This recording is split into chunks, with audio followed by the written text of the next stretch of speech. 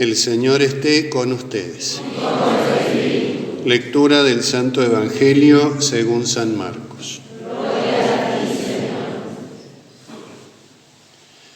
En aquel tiempo Jesús se apareció a los 11 y les dijo: Id por todo el mundo, anunciad el Evangelio a toda la creación. El que crea y se bautice se salvará. El que no crea se condenará. Y estos prodigios acompañarán a los que crean. Arrojarán demonios en mi nombre y hablarán nuevas lenguas. Podrán tomar a las serpientes con sus manos y si beben un veneno mortal no les hará ningún daño. Impondrán las manos sobre los enfermos y los curarán. Después de decirles esto, el Señor Jesús fue llevado al cielo y está sentado a la derecha de Dios. Ellos fueron a predicar por todas partes y el Señor los asistía y confirmaba su palabra con los milagros que la acompañaban. Palabra del Señor. Gloria a ti, Señor Jesús.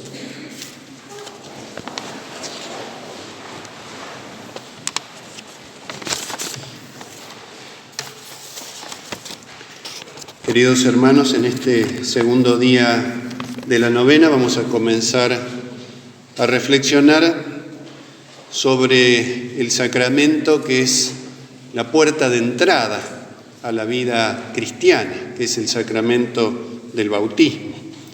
De hecho, el Evangelio de hoy estamos celebrando a San Marcos.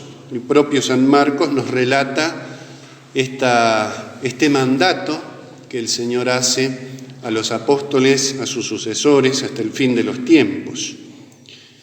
Ese mandato que tiene que ver con el bautismo. El que crea y se bautice se salvará. El que no crea se condenará. Los dos caminos. Gran tema que aparece en toda la Sagrada Escritura.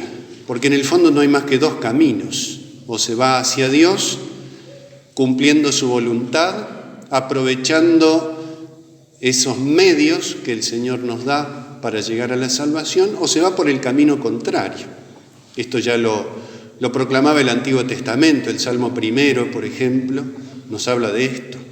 El camino del justo, que termina en la patria celestial, el camino del impío, el camino del injusto, el camino del insensato, que termina en, nos dice allí el Salmo, se pierde, ¿no? El camino del justo, la salvación; el camino del injusto, la perdición.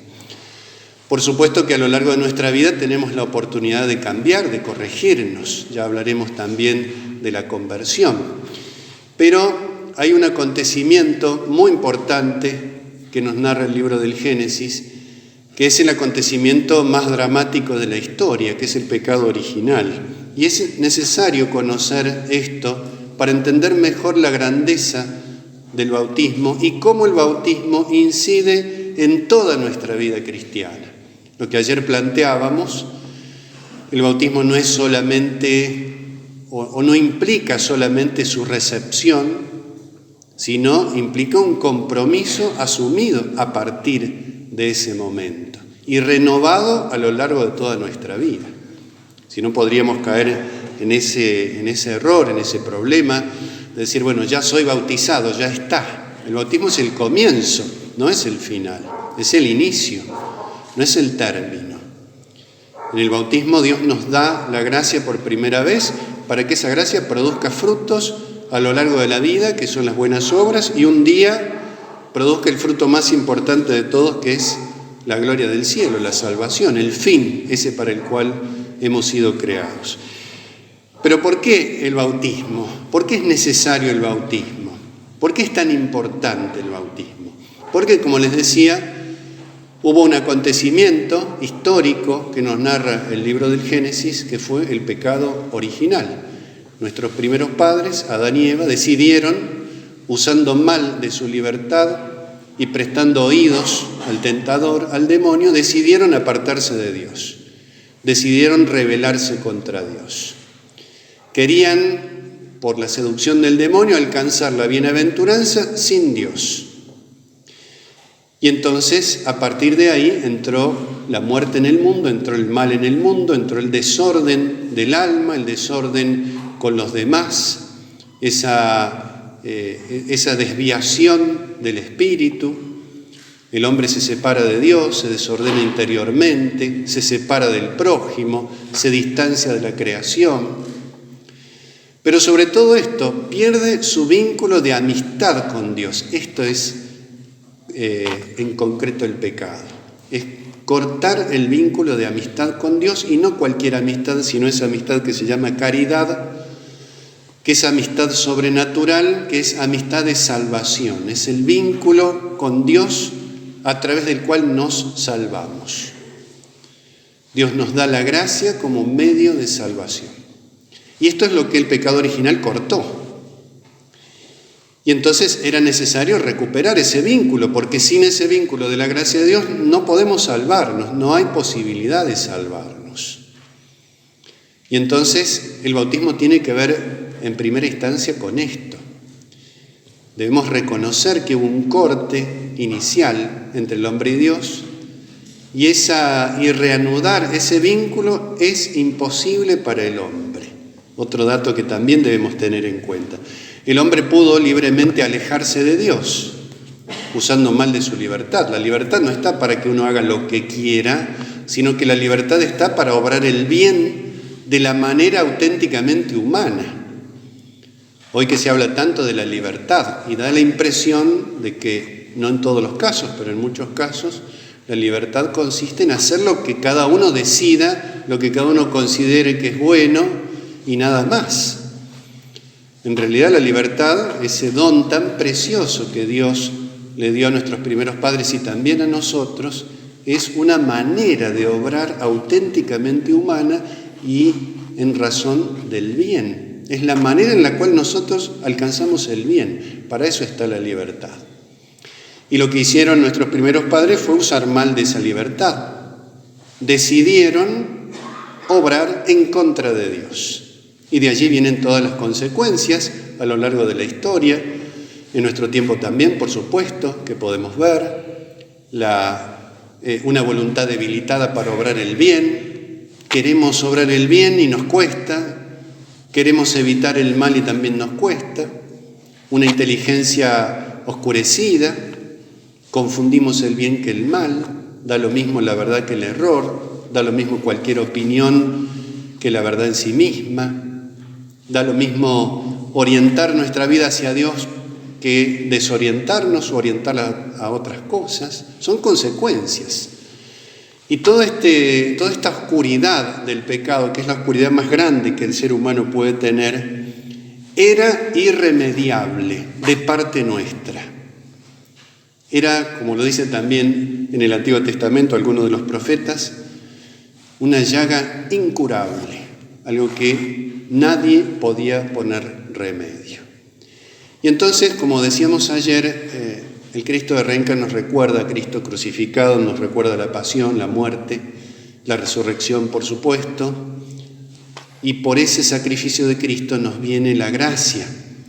De la cruz de Cristo brotan los sacramentos. También este sacramento tradicionalmente se ha entendido cuando Jesucristo recibe esa lanzada del soldado, dice, brotó, como dice el Evangelio, de su costado abierto brotó sangre y agua.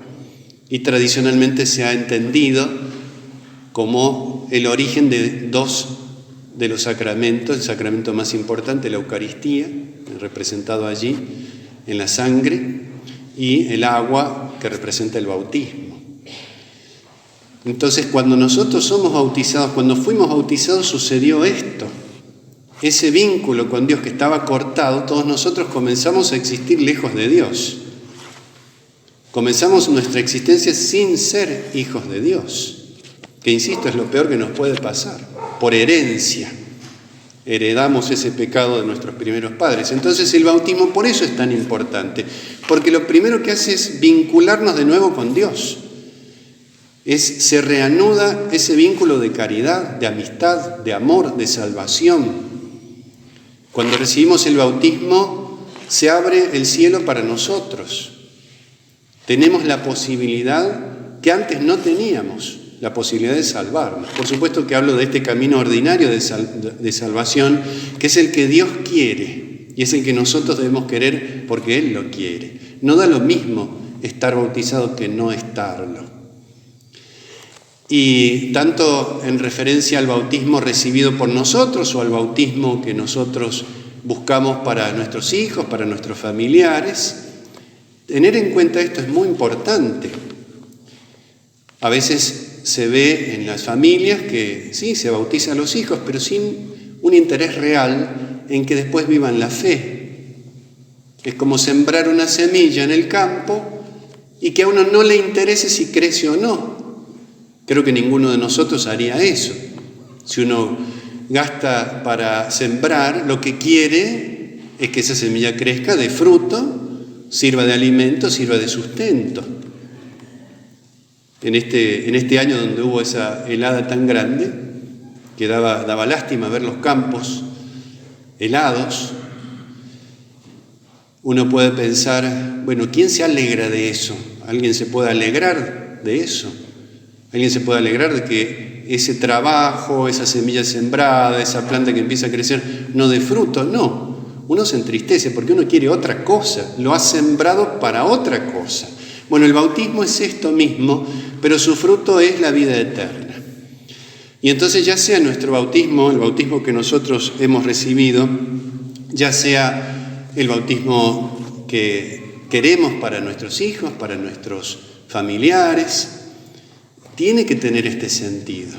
No basta con ese momento es importantísimo. Ahí se reanudó el vínculo con Dios. Pero es un vínculo llamado a crecer, a desarrollarse, a producir fruto. Y por eso el bautismo incide en toda nuestra vida cristiana. Esto es lo primero que hace, remitir el pecado original. Pero hace algo más en ese mismo momento el bautismo. Nos hace hijos de Dios, nos convierte en hijos de Dios. También a veces se ha dicho que es una filiación adoptiva. Somos hijos de Dios, Dios nos ha adoptado como hijos. Y ciertamente que es así. El único hijo de Dios por naturaleza es Jesucristo. Jesucristo no fue adoptado por el Padre Celestial. Es hijo desde toda la eternidad y por toda la eternidad. Pero nosotros no éramos hijos y de pronto por el bautismo empezamos a serlo. Ahora esto es grandioso, esto es admirable, esto es uno de los gestos más sorprendentes de la misericordia de Dios, que en un instante dejamos de estar en las profundidades del pecado para estar en la gracia, en la amistad total con Dios. Y en ese mismo momento nos hace hijos. Pero esa adopción no es como la adopción a la cual tal vez nosotros estamos acostumbrados. Unos padres que adoptan un hijo en ese gesto, por supuesto, de generosidad, de amor.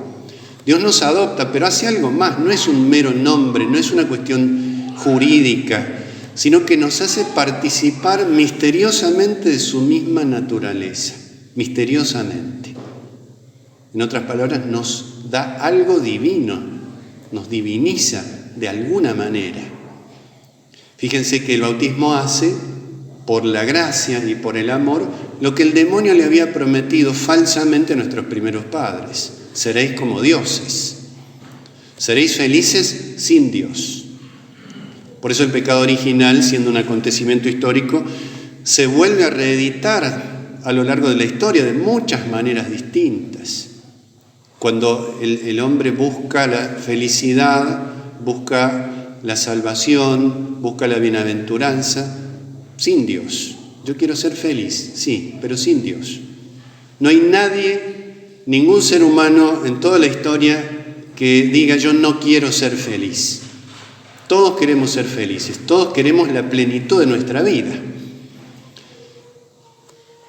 El problema es que el demonio nos dice, falsamente por supuesto, puedes ser feliz sin Dios. Es el peor engaño, porque entonces vamos a empezar a buscar la felicidad total en cosas que no pueden nunca saciar nuestro corazón, porque nuestro corazón ha sido creado para Dios.